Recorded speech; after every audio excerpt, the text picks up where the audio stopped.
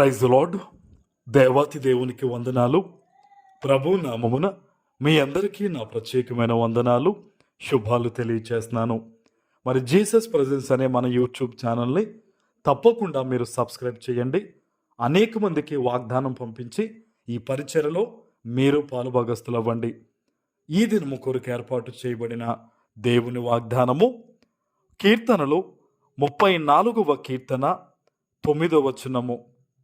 యెహోవా భక్తులారా, ఆయన యందు భయభక్తులు ఉంచుడి. ఆయన యందు భయభక్తులు ఉంచువానికి ఏమియు కొదువలేదు. దేవుని నామానికి మహిమ కలుగునుగాక. ఈ ఉదయకాల సమయంలో ఈ శ్రేష్టమైన వాగ్దానాన్ని నీ తండ్రి నీకు ఇస్తూ ఉన్నారు. ఆయన అంటూ ఉన్నారు, చూడండి, ఏమియు కూడా నీకు కొదువ లేకుండా అన్ని విధాలుగా నిన్ను సమృద్ధితో నింపుతానని ఈ ఉదయకాల సమయంలో దేవుడు వాగ్దానం ఇస్తూ ఉన్నారు. ఆమేన్. అయితే ఒక్క మాటను ప్రభు చెప్తున్నారు, చూడండి, యెహోవా భక్తులారా, ఆయన యందు భయభక్తులు ఉంచండి అని. భయభక్తులు కలిగి ఉండాలి. మన భక్తుల జీవితాన్ని బైబిల్లో పరిశీలించినప్పుడు ఆయన యందు భయభక్తులు కలిగి ముందుకు నడిచిన ప్రతి వాని జీవితంలో కూడా తర్వాత వారి జీవితాలు చూస్తే ఎక్కడ ఏ విషయములో కానీ కొదువు లేకుండా వాళ్ళ జీవితాల్లో సంపూర్ణమైనట్టుగా మనం చూస్తూ ఉన్నాం.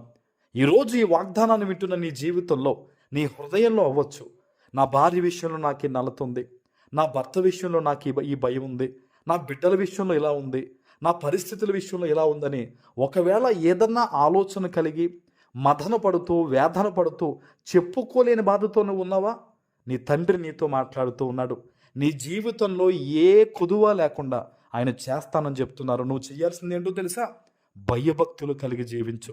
నీ భక్తి, నీ యొక్క భయము మనుషులు చూడాలని కాదు, ప్రభు చూడాలని ఆయన యందు భయభక్తులు కలిగి నువ్వు బ్రతికితే చాలు. నీ కుటుంబంలో కానీ నీ పరిస్థితుల్లో కానీ ఏదైతే జరిగితే నువ్వు సంతోషపడతావో అవన్నీ కూడా దేవుడు శీఘ్రముగా జరిగించబోతూ ఉన్నారు. ఆమేన్.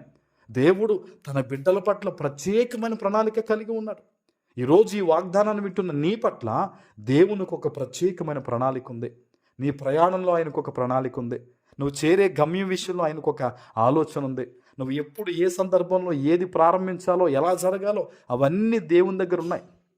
మరి నువ్వేం చెయ్యాలి అంటే గనక ప్రతి విషయంలో కూడా భయభక్తులు, ప్రతి విషయంలో కూడా ఆలోచన, ప్రతి విషయంలో కూడా ఆయన మీద నువ్వు ఆధారపడి ముందుకు వెళ్ళిపోవడం ద్వారా అన్ని నీ జీవితంలో గొప్పగా జరుగుతాయన్నమాట. హల్లెలూయా.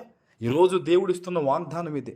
అపవాది నీతో ఎన్నన్నా చెప్పొచ్చు, ఇంకా నువ్వెంత చేసినా ఈ వ్యక్తి మారడు, నువ్వెంత ప్రయత్నం చేసినా ఇది చేయి దాటిపోయింది అని అనేక రకాలుగా మాట్లాడతాడు.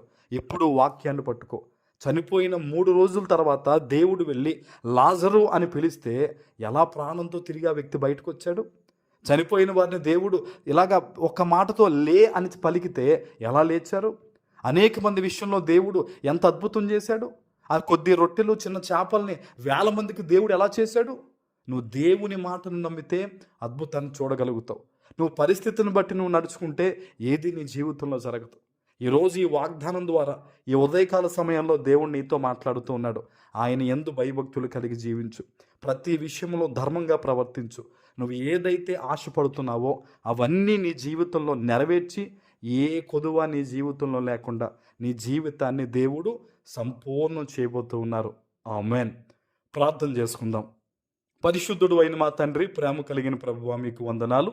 ఈ ఉదయకాల సమయంలో మీరిచ్చిన ఈ గొప్ప వాగ్దానము ప్రతి బిడ్డ జీవితంలో నెరవేర్చి స్థిరపరచమని యేసు నామమున ప్రార్థిస్తున్నాను తండ్రి.